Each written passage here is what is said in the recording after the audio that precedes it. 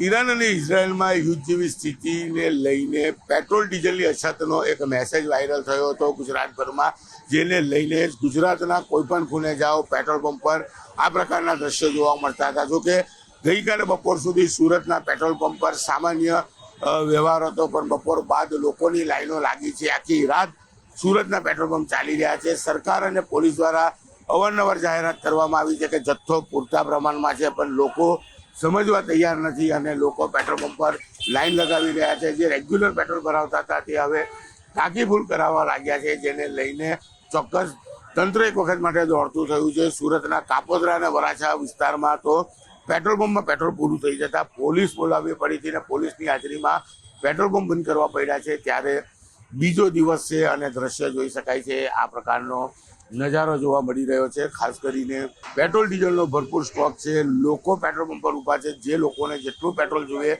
તેટલું મળી રહ્યું છે, પણ લોકો સમજવા તૈયાર નથી અને પેટ્રોલ પંપ પર પહોંચી રહ્યા છે. એક કાકા પહોંચ્યા છે, આપણે કાકા સાથે વાત કરીશું. શું કેવું છે કાકા? શું નામ આપનું? સુશીલભાઈ પારેખ.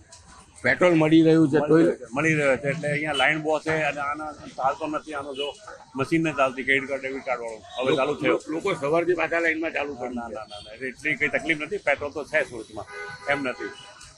તમે બી લાઈનમાં છો એટલે મિલ છે માનો, જો અહીંયા કરો કે મિલ છે. મિલ વધારે ખોલી લે કોઈ. બિલકુલ પેટ્રોલ માટે લાઈનમાં ઊભા છો. શું નામ આપણું મળ્યું? Advocate Dennis Bhutwala. ડેનિસભાઈ, પેટ્રોલ મળી રહ્યું છે મળી જ રહ્યું છે તો લાઈનમાં લોકો ગાંડા છે.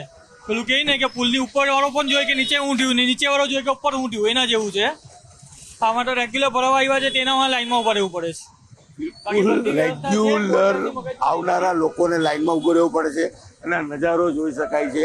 પેટ્રોલ પંપ પર વ્યવસ્થા કરવા છે. પેટ્રોલ પંપ રેગ્યુલર છે, ખાસ કરીને અઠવા વિસ્તારના પેટ્રોલ પંપ છે કે જ્યાં 20 કરતાં વધારે પોઈન્ટ છે, એટલે કે લોકોને અગવડ ના પડે તે ધ્યાન રાખવામાં આવ્યું છે. પણ લોકો સુરતના કોઈ પણ ખૂણે સમજવા તૈયાર નથી. મોડી રાત્રે પોલીસે માઇક્સથી એનાઉન્સ કરવું પડ્યું છે કે પેટ્રોલનો જથ્થો છે અને જે પ્રકારે લોકો લાઈનો લગાવી રહ્યા છે, બીજે દિવસે બી આ લાઈનો યથાવત જોવા મળી રહી છે. કેમેરામેન જીગર ગોગલ સાથે કીર્તેશ પટેલ, ન્યૂઝ 18 ગુજરાતી, સુરત. તમામ માણસો, તમને નાગરિકોને વિનંતી કરવામાં આવે છે કે કોઈ ખોટી અફવા છે, અફવાઓમાં ફેલાવ નહીં. સરકારશ્રીએ જાહેરાત કરી છે કે પૂરતો પેટ્રોલ ડીઝલનો જથ્થો છે એ મળી રહેશે, સમય મર્યાદામાં તમને બધાને મળી રહેશે. એટલે તમે કે તમારા મિત્ર વર્તુળમાં દરેક જગ્યાએ છે ને ભાઈ આ વસ્તુ તમે મેસેજ આપો કે કોઈ ખોટી અફવામાં આવું નથી. બરોબર, સરકારશ્રી બધી જ વ્યવસ્થા કરેલી છે. પેટ્રોલ પંપ ઉપર બિનજરૂરી તમે ભીડ કરી અને ખોટું પેનિક ઊભું થાય કે કોઈ અવ્યવસ્થા સર્જાય તો એવું વાતાવરણ છે, મહેરબાની કરીને ઊભું નહીં કરવાનું. અને તમામ માણસો છે પેટ્રોલ ડીઝલ માટે જે પણ અહીં આવે છે એ એક લાઇનમાં અને વ્યવસ્થિત ઊભા રહ્યો. જે કાંઈ પણ પેટ્રોલ પંપ પાસે અત્યારે અવેલેબિલિટી હશે એ તમને આપશે. એક સાથે આટલા બધા માણસો જો તમે આવશો તો તમે સમજી શકો છો કે ભાઈ પેટ્રોલ પંપ પાસે એની જે સ્ટોક હશે એ ઝડપથી ખાલી થઈ જશે. બીજો સ્ટોક છે એ આવવામાં એમની પણ સમય મર્યાદા હોય. એટલે કારણ વગરની અફવાઓ જે માર્કેટમાં ફેલાય છે એવું કાંઈ નથી. દરેકને છે પૂરતો જથ્થો છે જ અને મળી રહેશે. એટલે મહેરબાની કરીને કોઈએ ખોટી અફવામાં આવવું નહીં અને કોઈ અફવા પોતે ફેલાવી નહીં. અફવા ફેલાવી એ પણ એક પ્રકારનો ગુનો છે આ પ્રકારની ઓલામાં. એટલે તમને કોઈ આવા મેસેજ આવતા તો એ આગળ ફોરવર્ડ કરવા નહીં. ખોટી અફવામાં આવો નહીં.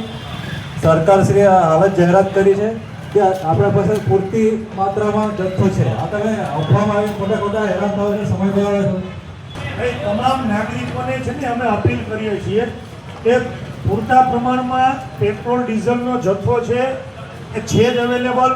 પરંતુ જો એક સાથે આપણે આટલા બધા નાગરિકો છે પેટ્રોલ પંપ ઉપર ભીડ કરશું તો સ્વાભાવિક છે કે ભાઈ પેટ્રોલ પંપમાં જે જથ્થો છે એ ખાલી થઈ જવાનો છે અને બીજાના જે ટેન્કરો આવવાના છે રોડ ઉપર તો બિનજરૂરી અફવાઓ ફેલાશે અને આપણે બધા એની અંદર છે થોડા વધતા ઓછા પ્રમાણે હેરાન થવાનું આવશે. તમારી ગાડીની અંદર 1-2 દિવસ ચાલે તેટલું પેટ્રોલ કે ડીઝલ હોય તો ગભરાવાની જરૂર નથી.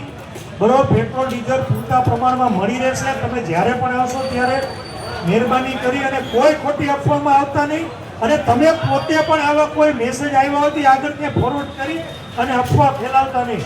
અત્યારે તમને અમે અપીલ કરીએ છીએ કે સહયોગ આપવાનો સમય છે તો તમામ નાગરિકોને સહયોગ આપશે.